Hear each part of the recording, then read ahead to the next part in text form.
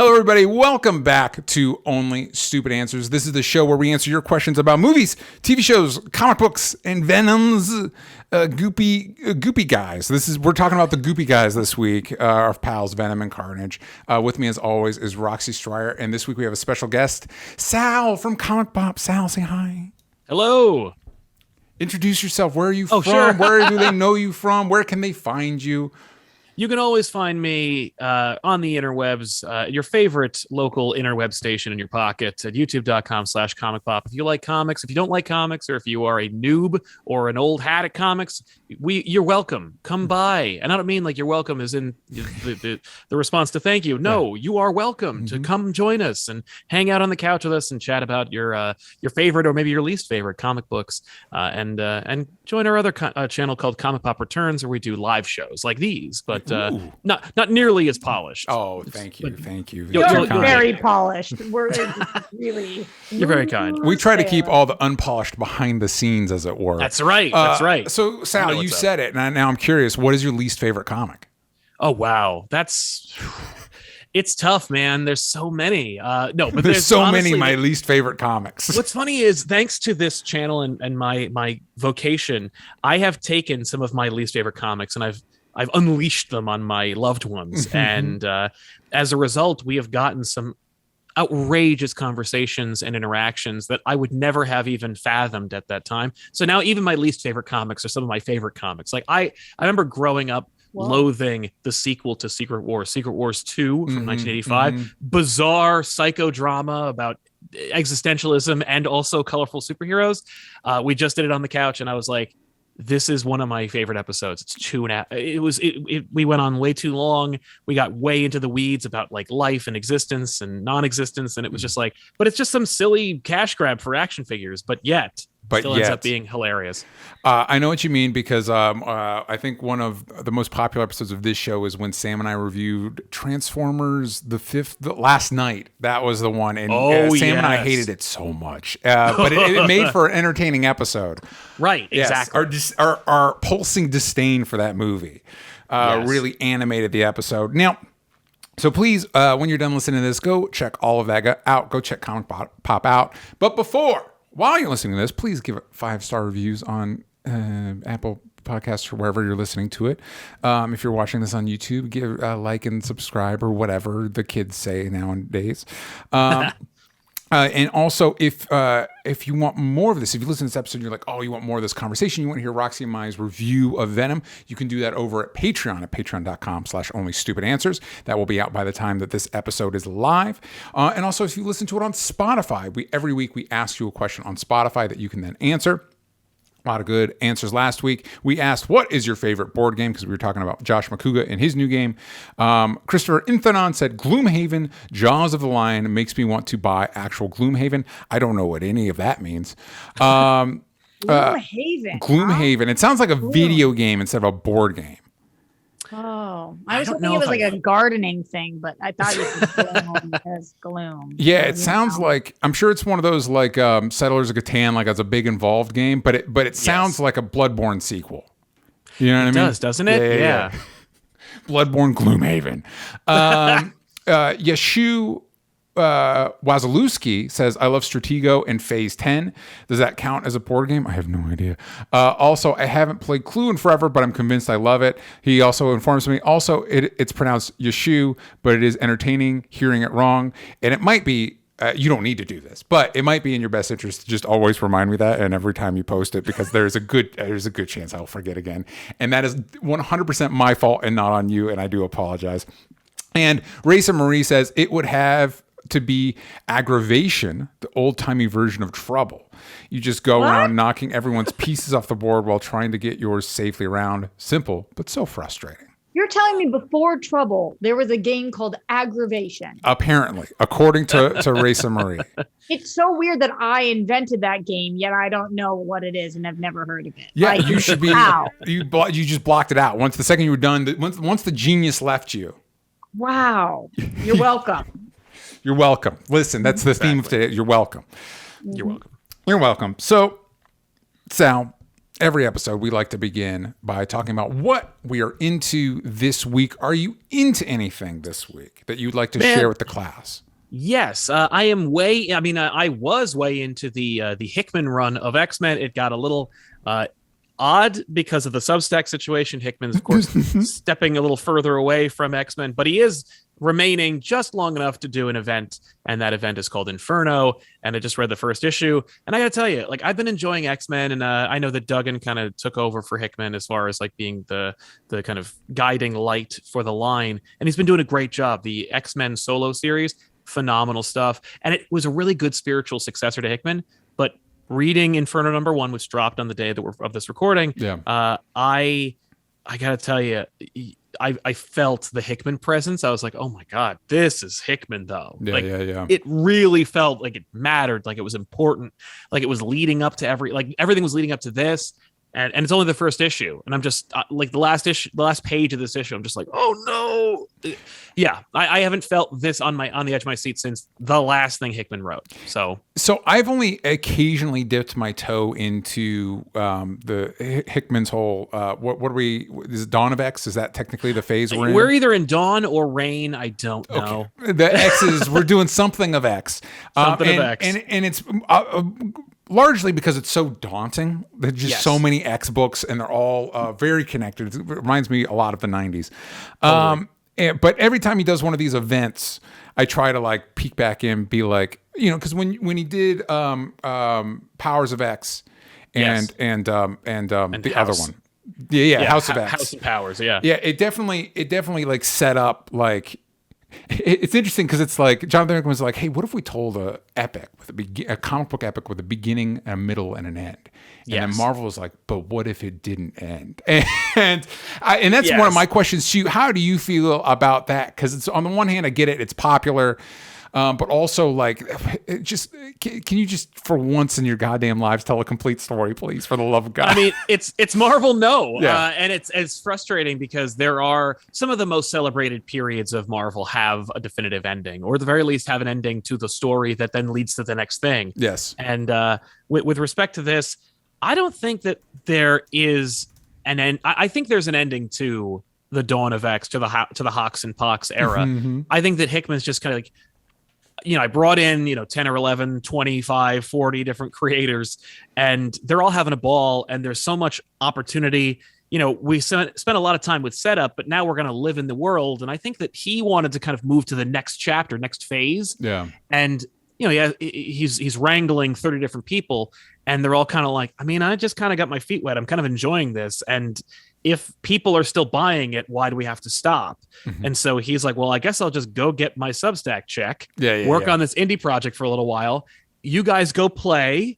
As long as you don't do like this small list of things I need to do at the end, I'll come back a year or 2 years and we'll wrap it up. Yeah. And I feel like there's an opportunity here for us to get more X-Men than before, which the line desperately needed. It needed a guiding star. It needed somebody to helm this ship in the right direction, away from the rocks. And I think it's been fine. And I'm not necessarily worried, but I do think we're getting an ending. I just think it's just been delayed a while. And I will tell you, hands down, my favorite book in the X-Men run, because I really enjoyed Marauders. I stayed on that for a minute. I enjoyed Hellions. I liked what that was doing, but the only one that I stuck at, one was super short. But no matter, once it comes back in its new form, I'm sticking out as Way of X. Yes. I love Way of X because when this new era, when it started, it's like, it feels like there's a lot of problems here. Everybody's like, this is like, oh, this is great. And it's like, within the story itself, in this world, it's like, there seems to be like a lot of inherent problems with the Krakoa situation. And Way of X is like the only book that like feels like it's really engaging with that in any tangible way. I'm sad to tell you, man. Way of X is over. It wrapped up with another one shot called Onslaught Revelation. I read that, but it's coming back as, what is it, Legionnaires? Legionaries? Because I wanted to say Legionnaires, but I feel like DC owns that, so I think they're called Legionaries. Oh, cool. And, all right. But yeah, we are getting a Legionaries book, and that I think that's going to carry over the themes and ideas that you were that you're hungry for. Yeah, but Cy Spurrier, because Cy Spurrier also did my favorite. So did that great Hellblazer run. Yes. Yeah, that's like the spiritual successor to like the Vertigo period. Yes, like 100%. Hellblazer hasn't been as good, since then, except for Spurrier. Yep. Yeah, that was No, my pick was originally New Mutants. I loved that run. It was so good.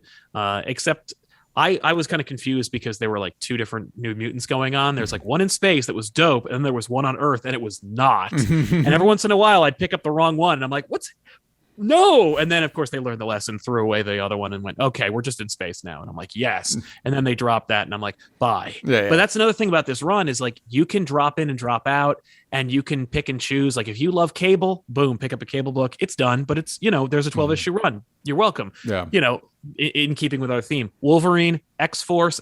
There was an X Factor for a little while. You want to get into the minutia of how businesses are run and get really bored. Yeah. X-Core, there it is. There's a lot of stuff that everyone can get into at some point. My only other nitpick I'd like to throw out there for this the run of X that we are in, I'd like to see them update the costumes, like have a cohesive like.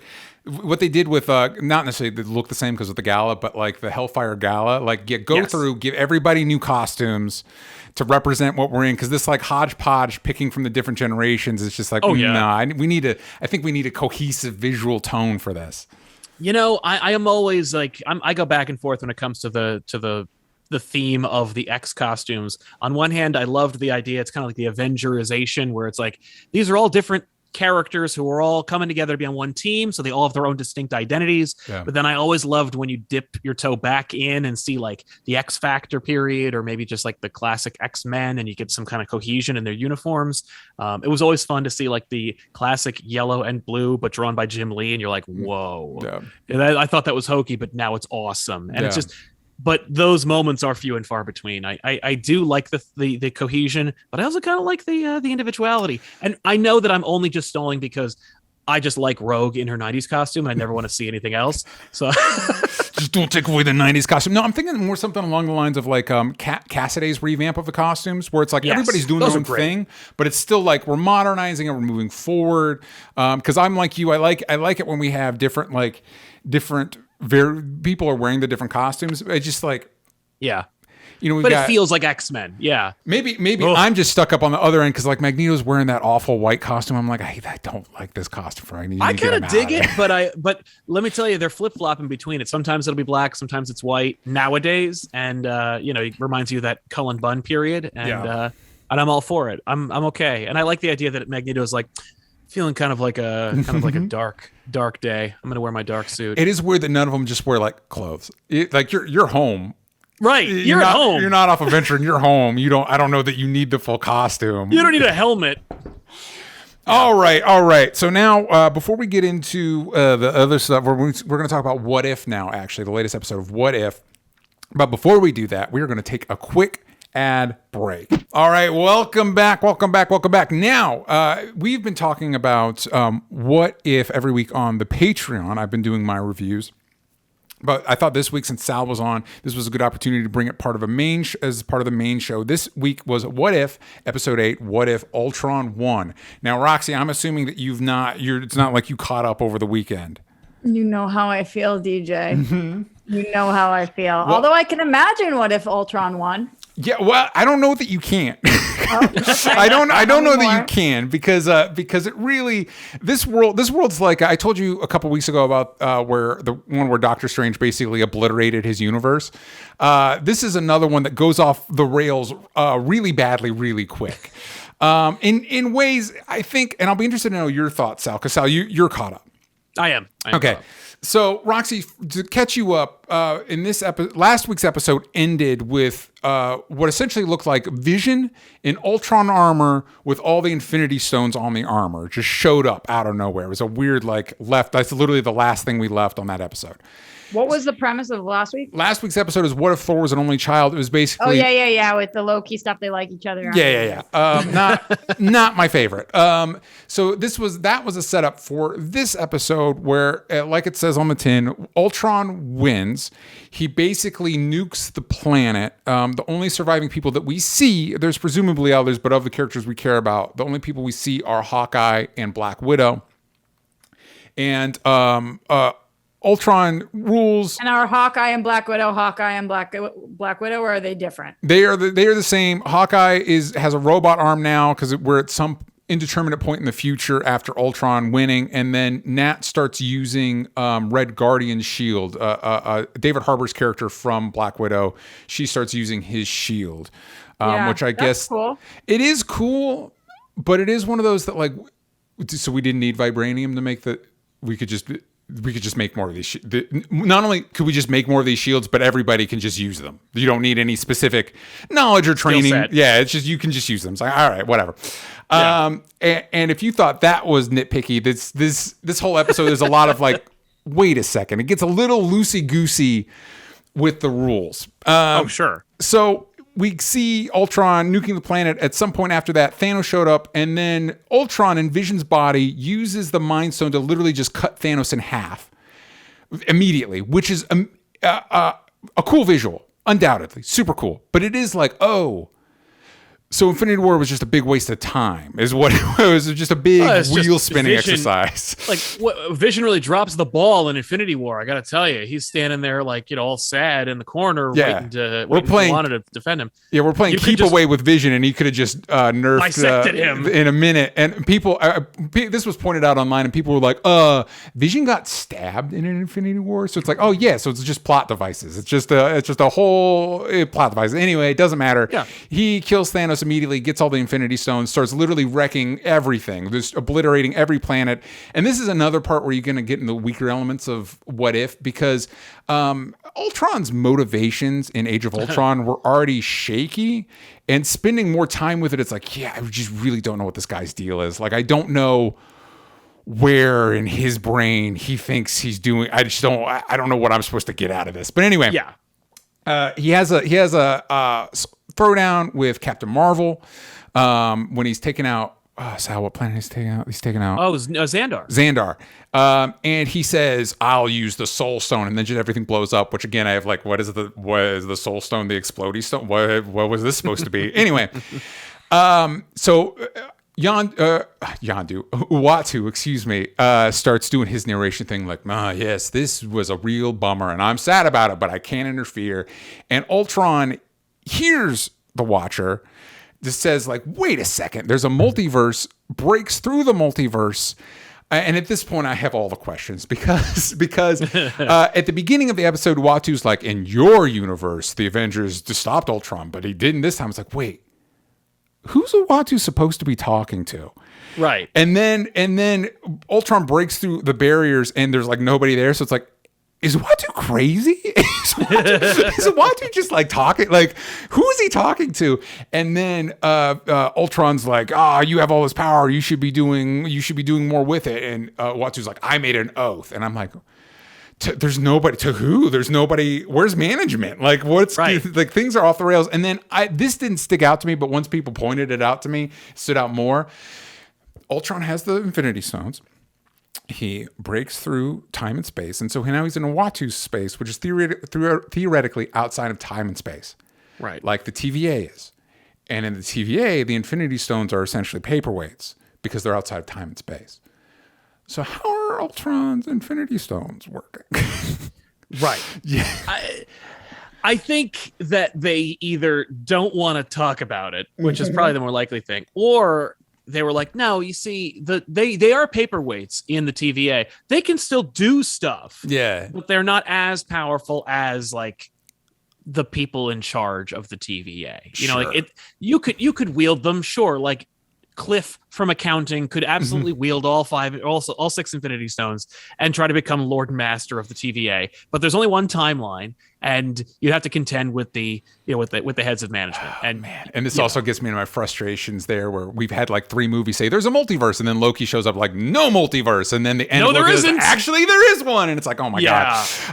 Anyway, pick a lane. So Ultron and Uatu get into a fist fight, which I don't know why every character everybody needs to get in a fist fight at some point. There's not a character in the Marvel universe that's just a thinky person. They got to be able to fight too. I don't even remember how to. Basically, Uatu runs off to the evil Doctor Strange's little pocket dimension that he made for himself, and is like, I need help. And for me, as somebody who really liked the anthology nature of the show and the fact that every episode was its own discrete story. And the more that each of those stories was their own short story that was like kind of complete on its own, the more I enjoyed it. The fact that even this show, an anthology, can't escape the gravitational pull of Marvel's need to like, no, we need universe obliterating stakes and we need everybody to get into a fist fight. It's like even this show can't get away from that shit. And that was like the point of this show. Like this is the one show where the stakes actually matter, where like Doctor Strange could actually obliterate his universe, where Tony Stark could die. And now we've gotten to the point where like, I don't care about any, because I know Ultron's not going to obliterate the multiverse because we just did a Loki to get it back. We just went through a whole Loki to get it back. We got a Spider-Man movie coming out. Like, this isn't what I signed up for. Right. Yeah. I hear what you're saying. And and on one level, I do agree with you. But on the other, I'm having such a blast watching it that I don't necessarily care. And I think Marvel's counting on that. Like, I kind of like the idea of them making a Multiverse Avengers, because what a fun, silly idea that is. Yeah. And I like the idea of Ultron, like, being this multiversal threat, because at least Ultron has something to do, as opposed to him becoming some inexplicable religious zealot and then dying. Yeah. And there's elements of that world that I'm like, I want to see more of that. Like, I want to see Captain Carter team up with evil Doctor Strange and T'Challa, Star-Lord, and more characters like that. Like, I want to see all that, especially because it'll be contained to this universe, or this show. Like, it's not like it's going to spin out into more. We are getting a second season, but I think we're going to return back to that anthology. Oof, I hope so. We're talking about. I sure hope so. Because it would be rough if like season 2 was just more of the multiversal Avengers. If it became like Exiles, where it's like, now we got to save the multiverse, and they each have to go. That team goes to different universes. Which, when you pitch it like that, when it's like MCU Exiles, like, well, I'm not against that. Well, okay, it's just not what I want. It's just not what I want for this show. Like I'm with you. I like the idea of like Captain Carter hanging up with Star-Lord, T'Challa on board. Yeah. Also, for some reason, I've got mixed feelings on this Ultron, because one, it's not James Spader. It's not James Spader, and I feel like they should have, instead of even trying to approximate it, they should have just gone. One, why didn't they let Paul Bettany just have Paul Bettany do it? He's done this show before. He'd be great. Yep. And it wouldn't be this weird like, are you trying to do a James Spader voice? It's just almost not James Spader. Yeah. It's like the other ones don't distract me. Like the stand-ins for like Black Widow or Tony Stark, that stuff doesn't bother me. This was one I was like, this isn't right. I got to tell you, by the way, just a quick shout out to Lake Bell for playing Black Widow in these shows. Yeah. She's so great. Mm-hmm.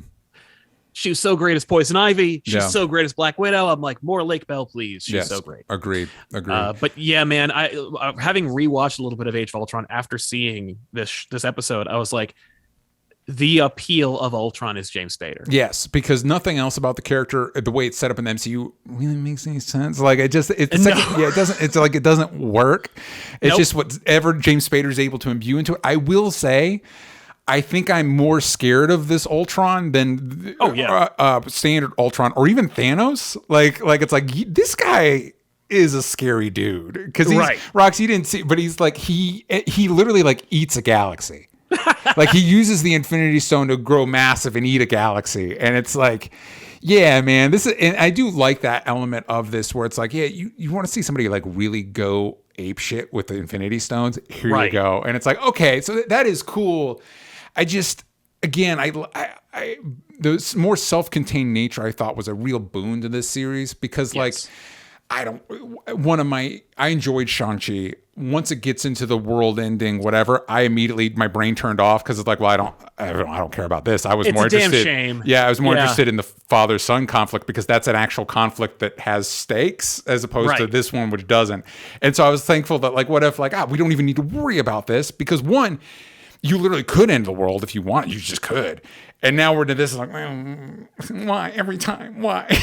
I know, man. I hear you. I am 100% in agreement with you, and I also still like this episode. It's one of those things where I'm just like, I enjoyed this, and it's funny with Marvel and with these things. Whenever they do this, I always like with Spider-Man, like MCU Spider-Man. Like I love every one, and I love all of his appearances.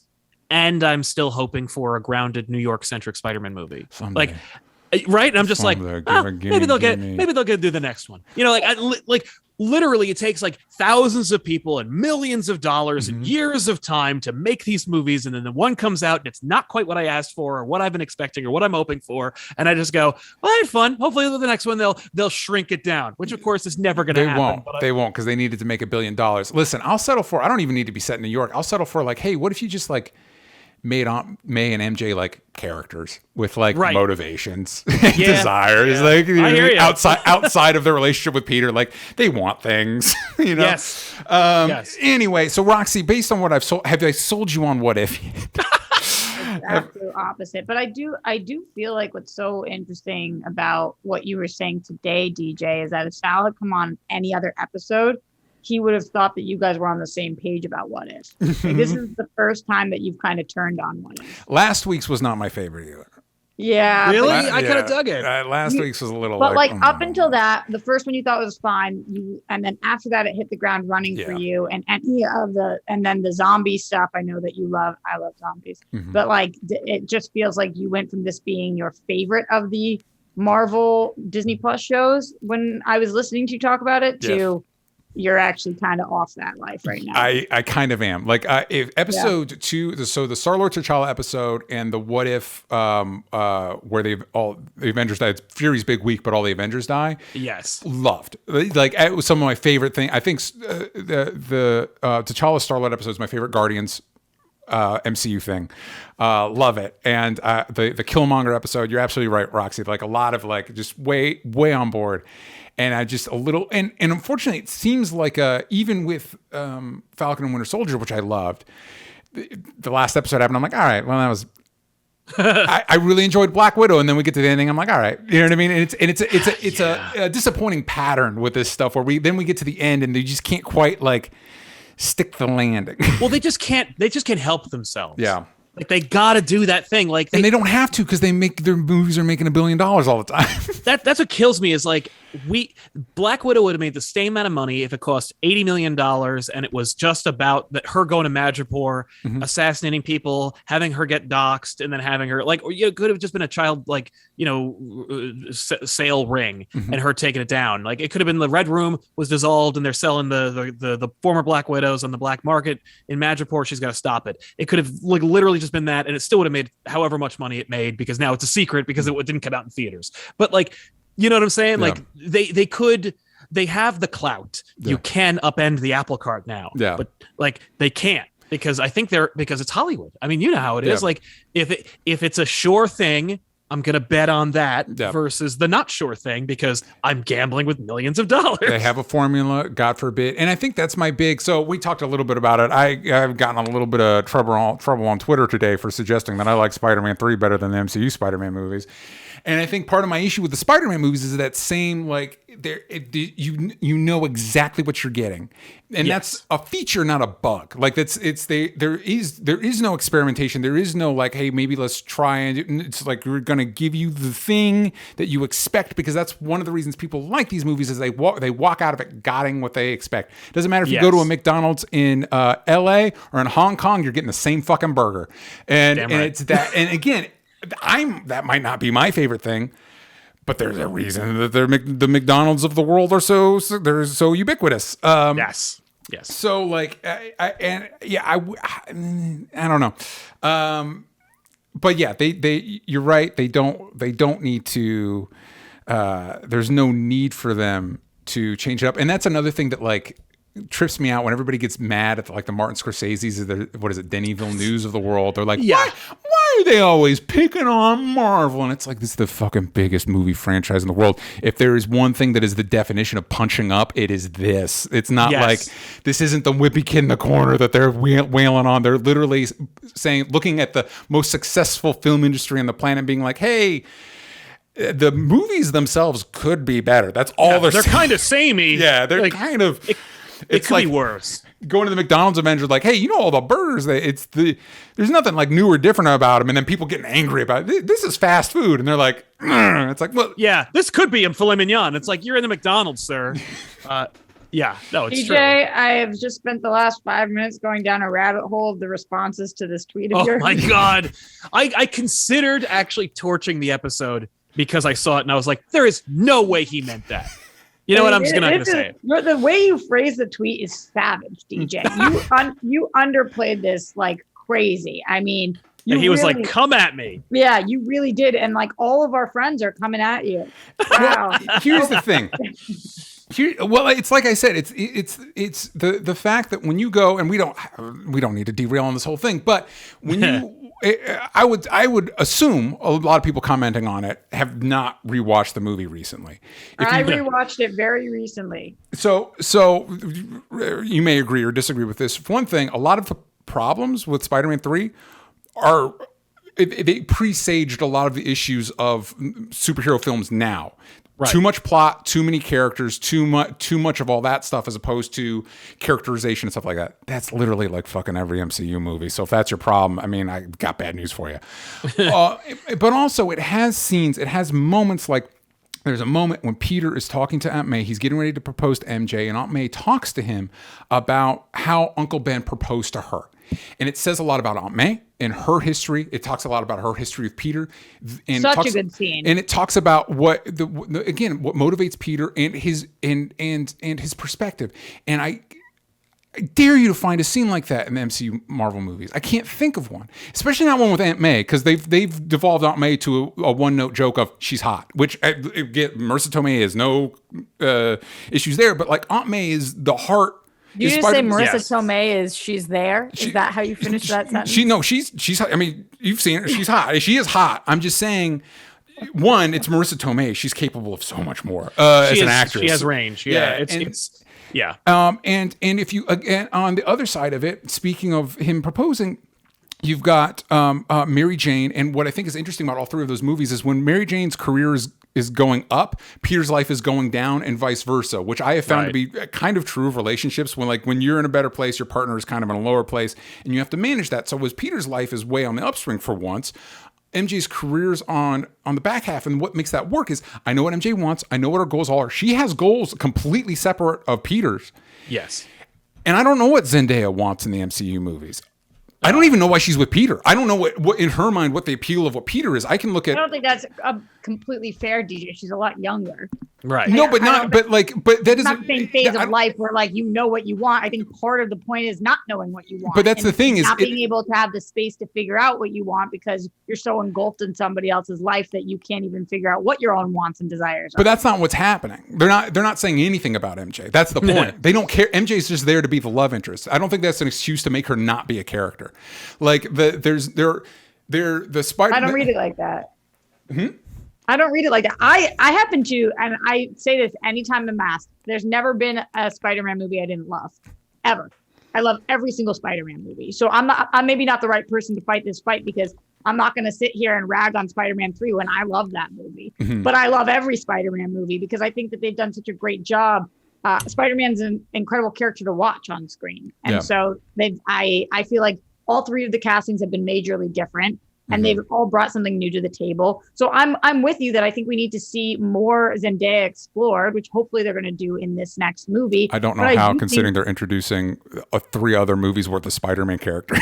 But how are you going to use that argument, DJ, when you just said that every other movie is fully loaded? This one's going to be fully loaded too. That's what I'm saying is there's no room to explore Zendaya as a character because we've got Iron Man and Nick Fury and Mysterio, and in this movie we've got Doc Ock and we've got this and we've got that. So it's amazing to me that everybody looks at No Way Home and it's like, I'm so excited they're gonna have 3 Spider-Man and 6 villains and whatever, and yet they'll turn around at Spider-Man 3 and like, there's too many characters in this movie, and it's just inexplicable to me that how the MCU has created this like bubble for themselves that makes them completely immune to it. Everybody treats it like these movies are going to be stone cold classics forever and ever. Everybody 10 years from now is going to look back at them and say they're perfect, and there's no room to critique. And I'm like,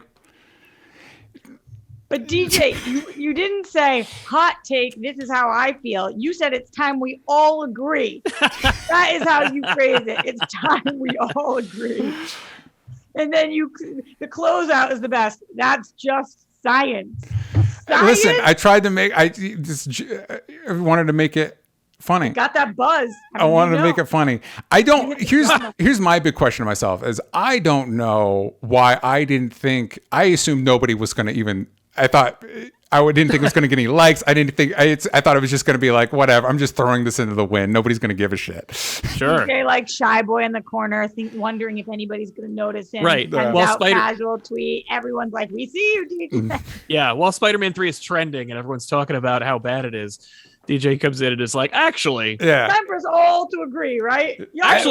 Actually, it was brilliant, and it's like, but that's the thing, and that's the part she didn't say is I think it is easily the worst of the Raimi movies. Yes, and I think when people think about Spider-Man, they think about when they watched it after Spider-Man 2, right? And we've had decades of superhero movies since then that I think when you revisit it, you're like, oh, this is actually either A, better than I remember, or B, like most modern superhero movie, a lot of its problems, give or take, and I think that maybe that's the reason why maybe Marvel sticks to its formula. So there is literally no chance that you could have a memeable moment. There's literally no way any scene of these movies. We're not going to allow enough creative freedom to run the risk that any of these scenes will have like a emo dance number meme moment. Like we're just not going to even risk that happening. Right, but that did happen though. Like we did get an emo dance moment. We did get him deliberately changing his hair in an alleyway convenient mirror. We did get Sandman and Venom literally talk to each other and say almost verbatim, we should have a team up. We did get Topher Grace as Eddie Brock, which is one of the most like deliberately bad casting blunders of all time. We did get deliberate studio interference from Avi Arad, who was like, we got to put Venom in here. We did have Sam Raimi, who didn't want to put this character in here and didn't have the clout to be able to say no.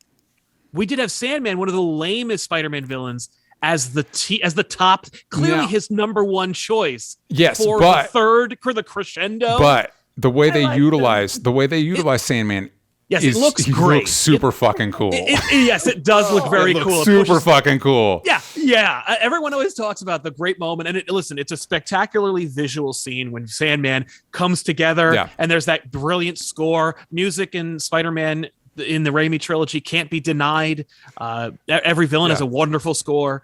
I feel like they should have used it in the trailer for No Way Home because Doc Ock has a really baller theme. Yeah. But, I don't know why movies love to use lockets. Spawn. He misses his wife. He needs a locket because we got to visually show the picture of Wanda. He's her husband. It's a ring. The cartoon put the ring in there. But anyway, you got to always do these lockets. And I get that, like, it's sad. He's trying to pick it up, but he can't because he can't get himself together. But, like, I don't care about Sandman. I'm not here for Sandman. I'm here for Spider-Man. And I'm here for him to fight a really baller villain. And we've just been setting up. We spent 2 movies setting up Lizard and Harry. And we get no Lizard and paintballer Harry. Don't worry. You're just gonna. By the way, but we got to say that first fight scene with Harry, I think is a better fight scene than any of the other MCU movies. That Mysterio scene, that Mysterio fight is pretty amazing. Mysterio fight's pretty cool. Mysterio fight's pretty cool. Science, Sal. You can't fight with. I can't argue with science. I love the Rhino fight in Amazing Spider-Man 2. Like there's some great stuff in those movies. It's just visually speaking. I need to quickly rewind to the locket thing because every time I see these in the movies, and it's not just these movies, it's every movie. No, it's every movie. Where are they printing? Like, how do you get? They're so small, and I've always wished that anybody would care about me enough to get me a locket. But then I get worried if they did. Where do you go to Kinko's? Like, Things Remembered, I guess, just like a store in the mall that sells lockets and does photographs. Like I nowadays, I have no idea. Tiny, and then they cut it out. Like you have to be really good. Yeah. You first of all, you got to be able to print out a picture of somebody that's the size of a postage stamp. Or secondly, like you said, or just like cut it down. You got a normal size picture and you cut it down. Yeah, to fit. But then still, even the lockets, they're so small, DJ. Like you would need to be one. It would have to be one of those. Remember, you took class photos. Maybe this isn't for you, DJ. You take class photos where you got the 50 people in your class and you're one of them. Like that's the little. That's the picture you got to cut out. I will also say I've had some people in the comments try and convince me that the Amazing movies are better, and I've just got to point out that there is a scene in the first Amazing Spider-Man film where Spider-Man takes a call on the sidewalk and he's Spider-Man. It's like an important call and he's just standing on the sidewalk. It's clearly a fucking reshoot. And it's like, this is a guy that can climb walls and like hangs out on roofs. And he's just on a street corner as people are walking by like, Tell me more. Yeah, it's so lame. Anyway, it's not lame. It's perfect. Don't. The Amazing Spider-Man 2, I have the most love of all the Spider-Man movies for, so I can't even be in these conversations. I think Amazing Spider-Man 2 is definitely better than Amazing Spider-Man 1. I think Tom Holland. Good. I think Tom Holland is probably the best Peter Parker casting. I obviously have a lot of love for the Raimi trilogy. I think Tom Holland is better better casting, which is why. So can we all just agree that Amazing Spider-Man 2 is the best of the movies because that's science? I think we can all agree that Amazing Spider-Man 1 is the worst. No comment. Spider-Man 3 is the worst. Sal, when was the last time you watched Spider-Man 3? Like a year ago. Okay, all right. Like I know I see because it's always on TV. And you think Amazing Spider-Man the first Amazing Spider-Man is better than that? The first Amazing Spider-Man, I don't even consider a movie. Like that thing is just an executive meeting come to life. Like every time I watch that movie, I remember seeing the trailer for Amazing Spider-Man 1 and that narration where he's like, but my biggest mystery has been my parents. And I'm like, he's never given a crap about his parents. Nobody, literally nobody cares about Spider-Man's parents. But like some dude in a suit behind a very expensive desk, like on the West Coast. It was Roxy. Okay, she's like, what's up with his parents? This is not a Spider-Man 3 episode. I fucking totally derailed us with my stupid tweet. I'm sorry. It was me. It's me. We're going to go to a quick ad break, and then we're going to come back and we're going to talk about Venom. God damn it. All right, Venom. All right, we are back from our brief ad break where Roxy and Sal continue to yell at me about my favorite movies. We're going to... Spider-Man 3 is not my favorite movie. I'm just saying... And then some people were like, "Oh, what about Spider-Verse?" And I'm like, "I specifically said live action for a reason." That's a cartoon. Okay, I said live action. Do it again. Start the argument again. Anyway, let's talk about Venom. Okay, we're going to talk about Venom, and so if you want to hear Roxy and Mai's review for Venom: Let There Be Carnage, that's going to be part of the Patreon. So stay tuned for that. Or if you just want to check it out, go to patreon.com/onlystupidanswers. But we're just going to talk about Venom, the character. Sal, you're a comicsman. What is your relationship with the character of Venom? Venom and I go back a long ways. I loved that character when I was a kid. I bought all of those awful miniseries that he was in. I picked up. I remember buying not his first appearance, but I think it's Amazing 375 when they springboarded it as like a backdoor pilot for Lethal Protector on the stands. Venom's I remember him being such a dope character. I loved the idea, just the dichotomy between the two characters. One is full of responsibility. One tries to like shirk off all the responsibility, blame everybody else for his problems. And Spider-Man is like, I've never seen Spider-Man more afraid than when he's fighting Venom in the early days. It was so cool. And I do wonder if that's kind of like, cause I'm similar, growing up in the 90s, like Venom was Venom was a tits, man. Venom was great. To the point where I had a similar thing. I was at my comic shop and they had a copy of Spider-Man 300. And I looked at the price tag and I was like, can I justify this to my wife? It only goes up. It only gets more. It only gets more. And I'm like, can I? And in hindsight, I should have fucking bought it. But anyway, because I did my typical thing. I'm like, I'll think about it. And literally the next person came in and bought it. But similar to you, because you think about it, and it's like, I think what interests me about Venom is because he was so scary, because he's immune to Spider-Man's spider sense. He knows who Peter Parker is. He fucking hates his guts. But then I thought about it, it's like, well, Green Goblin knew. So I wonder if it's because we grew up in the 90s. It's like, oh, this is the guy. Yeah, and in the 90s, Gobby was dead. So it's like there was no other equivalent. But you know what it is? That's just such a rad look. Venom looks so much cooler. Yes. 100%. Roxy, do you know when you first encountered Venom? I'm trying to think about it because I really was into whatever my big brother was into, and he was more in the 90s and the DC side than the Marvel side of things. But I think that exactly what you guys just said hit the nail on the head for me is when I first did encounter Venom. I'm trying to think of exactly when that was. I just remember thinking, wow, like this is edgy. This is cooler. This is like Black is dope. Like just thinking in the most basic of terms. And then I remember that awful casting totally ruining it for me. I don't have bad things to say about Spider-Man, but oh boy, do I have things to say. And it's wild too, because you can see what they were going for. They were like, oh, evil Peter Parker. Yeah, they were going for evil Peter Parker. They're like, what's the opposite? Yeah. And it's like, yeah, but that's not... Venom's like big. He's a body, but he's a big fucking dude. Like that's kind of his bit, which is also, if you think about it, opposite of Spider-Man. So it's like, I see what they were going for, and we'll get more to it later. I still don't think we've had a movie featuring Venom where the creators were actually like, "Oh, Venom's cool." I still don't think that movie exists yet. But, no, I think you're right. We're not getting there yet. But here's the thing with Venom, and I've heard people point it out line recently with the movie coming out. Venom is objectively kind of gross. He's got the tongue thing. He's got the drool. He's a goopy boy. So I wanted Roxy and I discussed this. Sal, I wanted to know from you who you think the grossest villain is. And then I'm going to mention mine. And I'm going to see, Roxy, you're going to decide who you think is grosser. They really sell the grossness, Sal. Okay, because I have my grossest villain. It was the one that came right to my mind. It was a Marvel villain. But I do have, and I feel like it's a ringer because it's more about their behavior than about their aesthetic. But I do have a backup in case it doesn't count. The grossest villain I've ever encountered, every time it ever comes up, is Dr. Miles Warren, aka the Jackal. Oh, yeah. I think you're going for a different gross than I meant. It's a different gross. It's not Venom gross. This guy is a old, want to say like late 50s, early 60s college professor, creeps on Peter's girlfriend Gwen Stacy enough to steal her DNA, clones a version of her to keep for himself. And every time he comes back to life, he has like a harem of Gwen clones. It's just the most and every time you get further and further into who this guy is, he is just so gross.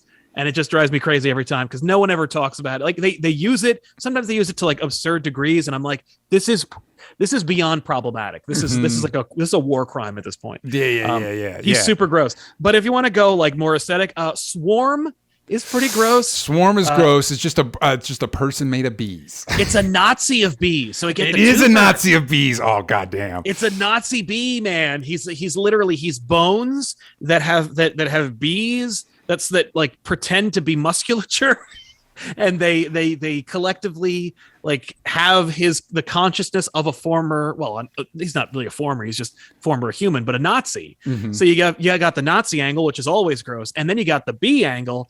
Are they making honey? Because they're always bees. They're not wasps. Yeah, they're bees. They make honey. So is there a queen in Nazi there? honey? Is there a queen? Where's the? Where does the honey go? Oh no! Maybe he's delicious. Drinking it? Maybe he's delicious. I don't know. I was going to go. He does have abs, though. The bees are making abs. They have to make abs, Roxy. They have to. Yeah, and he's naked too. Yeah, it's just bees and a cloak. My go-to whenever I think gross villains, I got to go with MODOK. MODOK because I always wonder what's going on in that machine in there. How does MODOK go to the bathroom? What's that situation going on? Yes. Like, do you have to drain? Do things leak out of the head? Do you have to drain the head? You got to drain him. Like, I think because MODOK, the M stands for machine, right? Yes. I think only designed for only killing. I don't know. Yeah, designed only. Yeah, I don't remember how it goes, but like. Yeah, I think he's like half machine. So maybe if he is drained, it's only of like his oil. Oh, which sounds horrible. Oh. I have another one. Stands for mental or mobile or mechanized organism designed only for killing. I love that not even the comics fucking know. Clearly, every writer that came in was like, I guess this is what the M stands for or whatever. Who gives a shit? Yeah, I'm making it up. And it's always the same MODOK. It's never like, I'm MODOK 5. Yeah. Nope, it's the same MODOK and it just changed the M. The other one I grew up one of our classic villains, and it's like one you wouldn't expect, and it's the Rhino. The Rhino, his pathos originally, he's trapped in the suit, so it's this big fat dude in a big like rhino hide suit. There's only one exit point, and it's the face. Yeah, the face. What does that mean? his original pathos is he can't take the suit off, which means. Where does it go? Yeah, when he needs to go, is there a hole down there? It must come out the front. And if it comes out the front, unless there's a hold out there, builds up in the suit and not until it. Well, here's my thing. Our solution for that was he gets a bigger villain like Sandman, and Sandman just squeezes him every so often, and it just exits through the front hole. Did you watch? You said to go gross, and I'm sorry. Did you watch the Spectacular Spider-Man cartoon? I loved the Spectacular. I like that Rhino and Sandman were buddies. Yeah, they're good buddies. Also, best explanation for supervillains ever. It's like, there's a crime boss that's paying for it so that Spider-Man's out of his hair. Yeah, it's amazing. The Rhino thing because it's like so tight to his It's face. it's too tight. Yeah. You're not talking about a big hole where the poop can kind of come out the neck. I mean, No, you're it's like just- either in the eyes or the mouth situation. Yeah. And it's one of those things where he knows that it has to happen periodically, where he's like, well, it's the 5th of the month, Sandman, I need you to squeeze me. I don't think that periodically. You think that somebody named Rhino, somebody who's doing what Rhino's It's true. doing, He's a big boy. He's a big boy. He's having to put down a lot of carbs to keep. Damn right. Yeah. A lot of calories. Excuse me. He's got to put down a lot of calories to keep that physique going. So Yes. in the Discord chat, we have Leonard Kim says, I would argue that Abomination gives Venom a run for his money, and I would say that's possibly true if you consider the Immortal Hulk's Abomination. Yes. Who has a hand for a face. And then Ryan McCoy says Venom is just goop. He can't be more gross than this thing. And it was a picture of Ebony Maw from Infinity War. Which he's definitely in Ebony Maw's got some stuff going on there. So Roxy, based on the submissions, you know where I'm going, TJ. It's got to be Poop Face Rhino. It's got to be Poop Face Rhino. There's nothing grosser than that pitch. Listen, I mean, the morally gross is one thing. There's a lot of morally gross people. I don't know how you argue that a bee Nazi is not horribly morally gross, but Poop Face. Like you can't fight with that. But I don't know that I have a good grasp on what gross is sometimes, because I don't feel like Venom is gross at all. You know, again, I grew up in the 90s, so I'm inclined to agree with you. You saw some of the discourse, and when people were pointing out, I was like, I guess. I guess it's a little weird. Honestly, the tongue thing, kind of down for it. Oh, maybe Venom will give you a locket. Venom, that's so sweet. I've always wanted one. Thank you. So, real quick, Sal, I know you got to go. We got to wrap this up. We got this one question from STS 2884. Are you okay with the comics and the movies separating Venom and Spidey more? Also, why doesn't Miles have his own version of Venom? I mean, he does. It's Venom. It's Ultimate Venom. It is Ultimate Venom. But real quick, parting shot. Are you okay with the way they've kind of separated Venom and Spidey? I am okay with it. Venom and Spider-Man have been frenemies longer than they have been enemies at this point. That's true. So it doesn't surprise me. And, I love Spider-Man in the MCU, and I know Sony needs their money. So I'm okay with them going full tilt Venom franchise if they are satiated enough to allow there to be a sending receiving contract with Marvel to allow Spider-Man to continue to bomb around with Avengers characters. Mm-hmm. So I'm okay with it. You'll sacrifice Venom to have Spider-Man keep hanging out with the Avengers. That's the thing, is that I love Venom, but he's not my favorite Spider-Man villain, so I'm okay with him just being his own thing. Plus, there's limitless potential with Venom. Like, you could do any number of his spin-offs, or you could bring in Miles. And Venom has a really solid connection with Miles, at least from the Ultimate Universe. And Who's your favorite? I can't let you brush over that. I just need to know. As far as Spider-Man villains go, I don't know, actually. I just know it's not Venom. I just know it's not that. Right? It's I don't know. There's so many. Listen. What a Sophie's choice. I'm sorry. I'm just like, depends on your mood. I get it. What a great question. Tough though. How does engage we'll have to have in the Spotify question will be like, what is Sal's favorite Spider-Man villain? All right. Yes. Sal, we got to let you go. Pitch to the kids where you're at, where they can find you. Come over to youtube.com/comicpop, or I think it's comicpop.tv, but check us out. That'll just take you to the YouTube channel. But join us over there, or on our supplemental channel, Comic Pop Returns, where we do live shows and podcasts and stuff like that. But both channels, you'll be fine. Come by and check us out and hang out with us and talk comics. It'll be a lot of fun. All right. Go check all that out. Please give us 5 stars, rate and review, share this podcast, all of that stuff. Again, if you want to hear Roxy and Mai's review for Venom Let There Be Carnage, go check it out on patreon.com/onlystupidanswers. And we will see you all next week. Bye, everybody.